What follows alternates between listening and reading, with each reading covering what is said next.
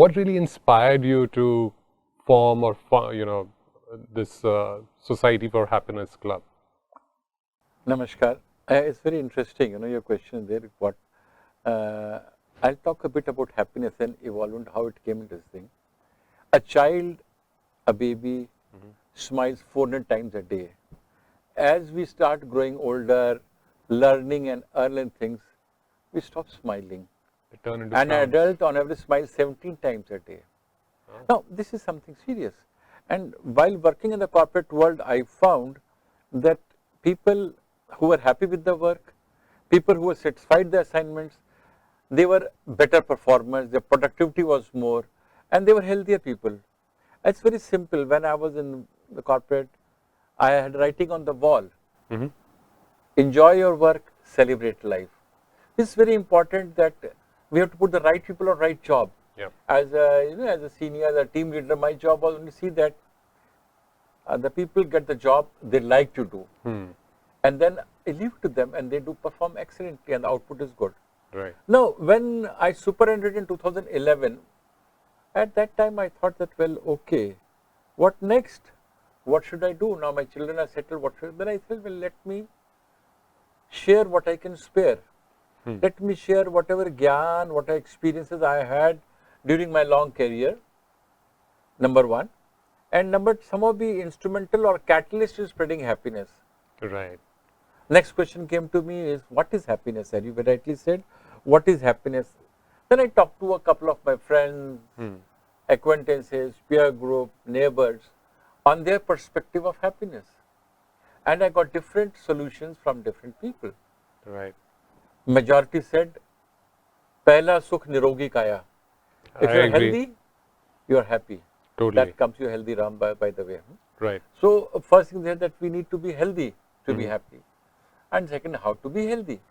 Then came other issues like, pranayam or yoga or excursions or music and different forms are there, an instrument to being healthy and happy.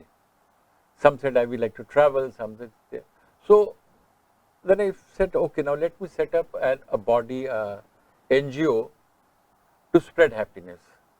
So that how we conceived. In 2016, we formed Society for Happiness, a registered NGO. Okay. It is about 6-7 verticals: Seva, Sadhana, Satsang, music, excursions, then awareness and health, and pure happiness. So different verticals are there. It's on the website also, and we started interacting with people and trying to spread the word around. Yep. So that's how it got evolved, and now we are having different verticals and sections of our Society for Happiness catering to.